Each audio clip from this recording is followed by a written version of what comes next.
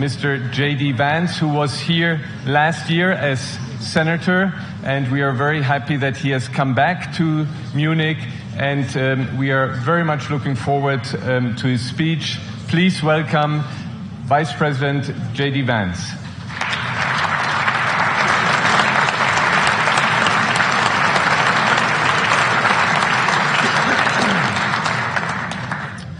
Well, thank you, and thanks to all the gathered delegates and luminaries and media professionals, and thanks especially to the host of the Munich Security Conference for being able to put on such an incredible event. We're, of course, thrilled to be here.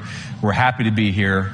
And, you know, one of the things that I wanted to talk about today is, of course, our shared values. And, you know, it's great to be back in Germany. As you heard earlier, I was here last year as United States Senator. I saw Foreign Secretary David Lammy and joked that both of us last year had different jobs than we have now. But now it's time for all of our countries, for all of us who have been fortunate enough to be given political power by our respective peoples, to use it wisely to improve their lives. And I want to say that, you know, I was fortunate in my time here to spend some time outside the walls of this conference over the last 24 hours. And I've been so impressed by the hospitality of the people, even as, of course, as they're reeling from yesterday's horrendous attack. And the first time I was ever in Munich was with my wife, actually, who's here with me today, on a personal trip. And I've always loved the city of Munich, and I've always loved its people. And I just want to say that we're very moved, and our thoughts and prayers are with Munich and everybody affected by the evil inflicted on this beautiful community. We're thinking about you, we're praying for you, and we will certainly be rooting for you in the days and weeks to come. Now,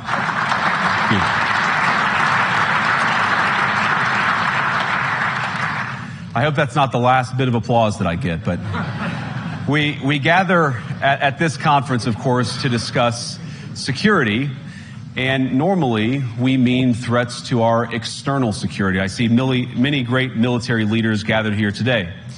But while the Trump administration is very concerned with European security and believes that we can come to a reasonable settlement between Russia and Ukraine, and we also believe that it's important in the coming years for Europe to step up in a big way to provide for its own defense, the threat that I worry the most about vis-a-vis Europe is not Russia, it's not China, it's not any other external actor. And what I worry about is the threat from within, the retreat of Europe from some of its most fundamental values shared with the United States of America. Now, I was struck that a former European commissioner went on television recently and sounded delighted that the Romanian government had just annulled an entire election. He warned that if things don't go to plan, the very same thing could happen in Germany too. Now, these cavalier statements are shocking to American ears. For years, we've been told that everything we fund and support is in the name of our shared democratic values. Everything from our Ukraine policy to digital censorship is billed as a defense of democracy. But when we see European courts canceling elections and senior officials threatening to cancel others, we ought to ask whether we're holding ourselves to an appropriately high standard. And I say ourselves because I fundamentally believe that we are on the same team. We must do more than talk about democratic values, we must live them. Now, within living memory of many of you in this room, the Cold War positioned defenders of democracy against much more tyrannical forces on this continent. And consider the side in that fight that censored dissidents, that closed churches, that canceled elections. Were they the good guys? Certainly not. And thank God they lost the Cold War. They lost because they neither valued nor respected all of the extraordinary blessings of liberty. The freedom to surprise, to make mistakes, to invent, to build. As it turns out, you can't mandate innovation or creativity, just as you can't force people what to think, what to feel, or what to believe. And we believe those things are certainly connected. And unfortunately, when I look at Europe today, it's sometimes not so clear what happened to some of the Cold War's winners.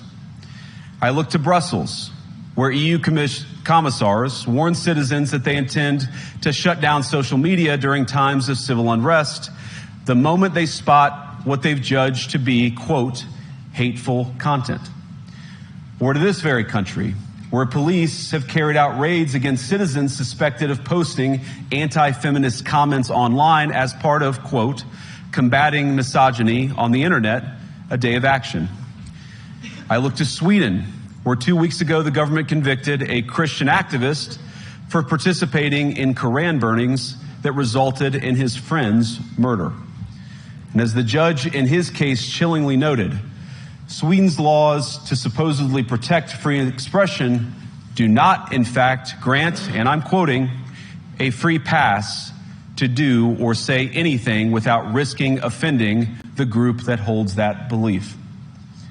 And perhaps most concerningly, I look to our very dear friends, the United Kingdom, where the backslide away from conscience rights has placed the basic liberties of religious Britons in particular in the crosshairs.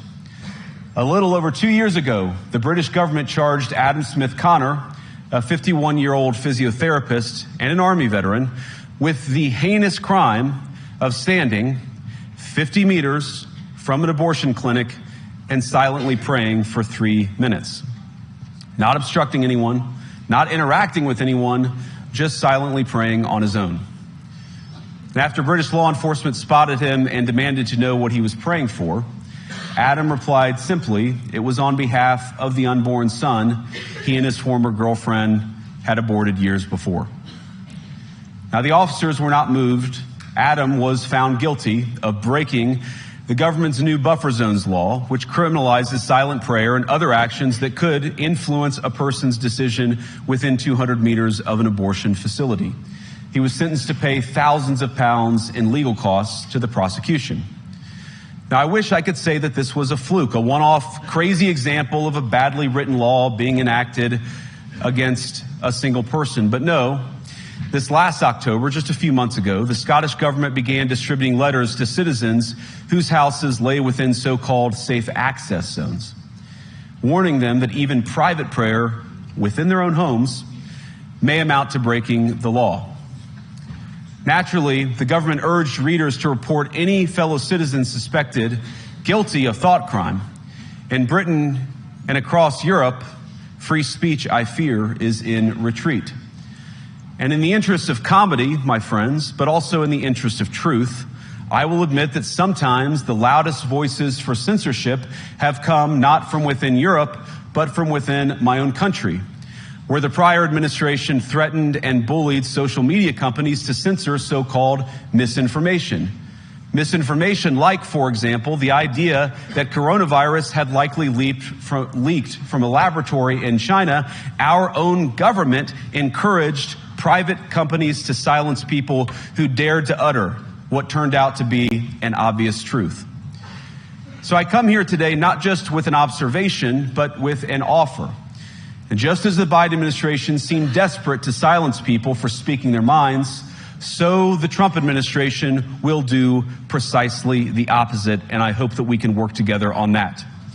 In Washington, there is a new sheriff in town, and under Donald Trump's leadership, we may disagree with your views, but we will fight to defend your right to offer it in the public square, agree or disagree.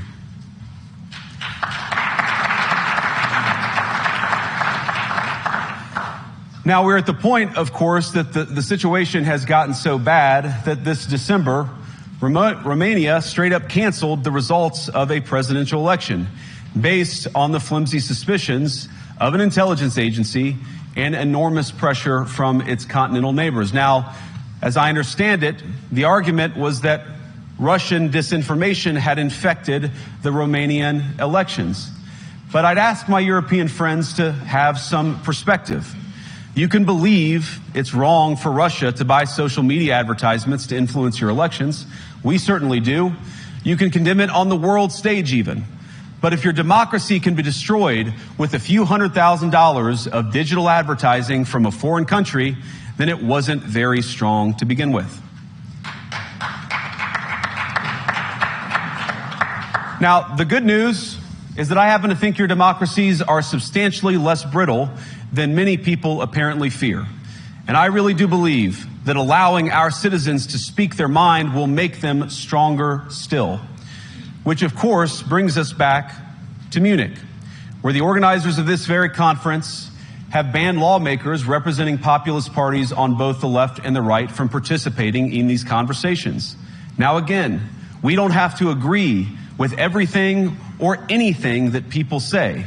But when political leaders represent an important constituency, it is incumbent upon us to at least participate in dialogue with them.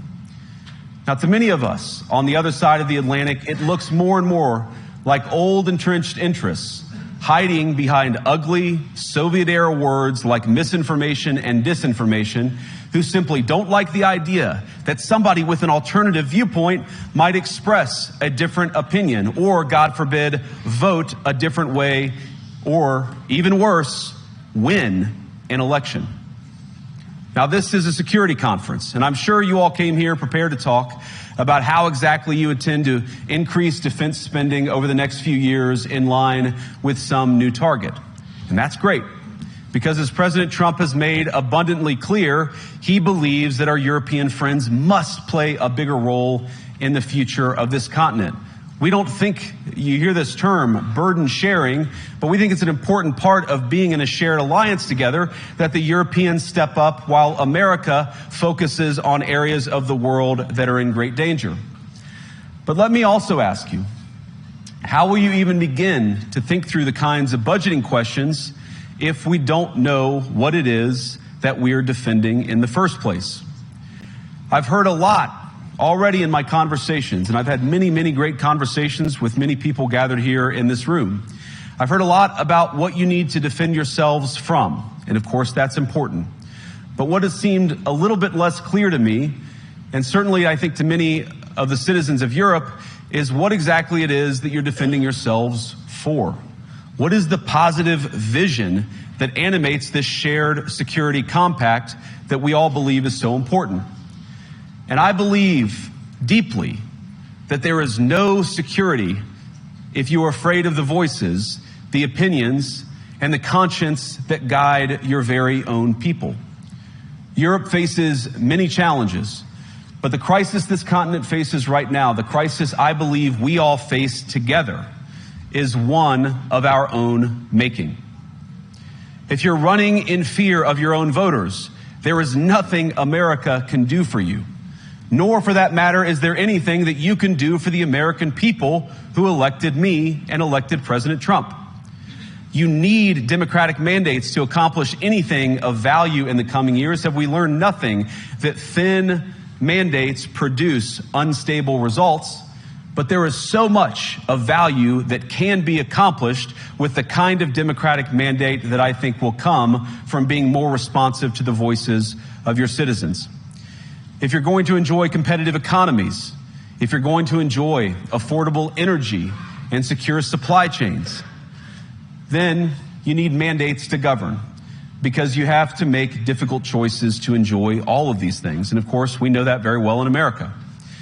You cannot win a democratic mandate by censoring your opponents or putting them in jail, whether that's the leader of the opposition, a humble Christian praying in her own home, or a journalist trying to report the news. Nor can you win one by disregarding your basic electorate on questions like who gets to be a part of our shared society. And of all the pressing challenges that the nations represented here face, I believe there is nothing more urgent than mass migration. Today, almost 1 in 5 people living in this country moved here from abroad. That is, of course, an all-time high. It's a similar number, by the way, in the United States, also an all-time high. The number of immigrants who entered the EU from non-EU countries doubled between 2021 and 2022 alone, and of course it's gotten much higher since. And we know this situation, it didn't materialize in a vacuum. It's the result of a series of conscious decisions made by politicians all over the continent and others across the world over the span of a decade. We saw the horrors wrought by these decisions yesterday in this very city. And of course, I can't bring it up again without thinking about the terrible victims who had a beautiful winter day in Munich ruined. Our thoughts and prayers are with them and will remain with them. But why did this happen in the first place? It's a terrible story, but it's one we've heard way too many times in Europe and unfortunately too many times in the United States as well.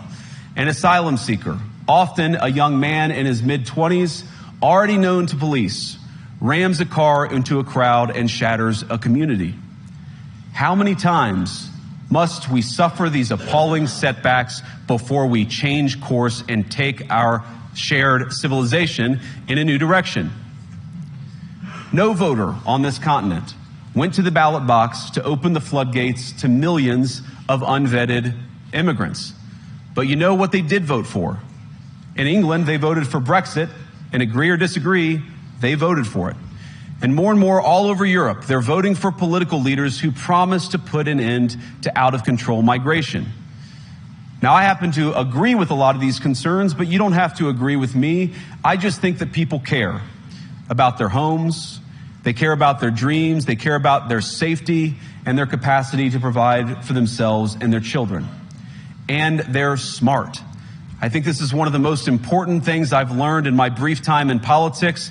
Contrary to what you might hear a couple mountains over in Davos, the citizens of all of our nations don't generally think of themselves as educated animals or as interchangeable cogs of a global economy.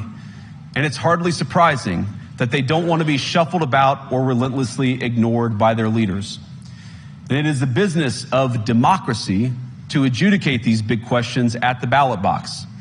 I believe that dismissing people, dismissing their concerns, or worse yet, shutting down media, shutting down elections, or shutting people out of the political process protects nothing. In fact, it is the most surefire way to destroy democracy. And speaking up and expressing opinions isn't election interference. Even when people express views outside your own country, and even when those people are very influential. And trust me, I say this with all humor, if American democracy can survive 10 years of Greta Thunberg scolding, you guys can survive a few months of Elon Musk. But what no democracy, American, German, or European, will survive is telling millions of voters that their thoughts and concerns, their aspirations, their pleas for relief are invalid or unworthy of even being considered. Democracy rests on the sacred principle that the voice of the people matters. There's no room for firewalls. You either uphold the principle or you don't. Europeans, the people, have a voice. European leaders have a choice. And my strong belief is that we do not need to be afraid of the future. You can embrace what your people tell you, even when it's surprising, even when you don't agree. And if you do so, you can face the future with certainty and with confidence, knowing that the nation stands behind each of you. And that, to me, is the great magic of democracy. It's not in these stone buildings or beautiful hotels.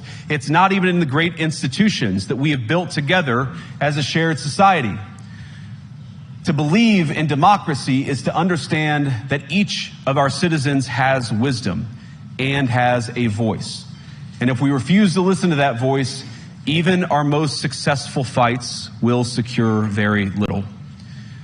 As Pope John Paul II, in my view, one of the most extraordinary champions of democracy on this continent or any other, once said, "Do not be afraid."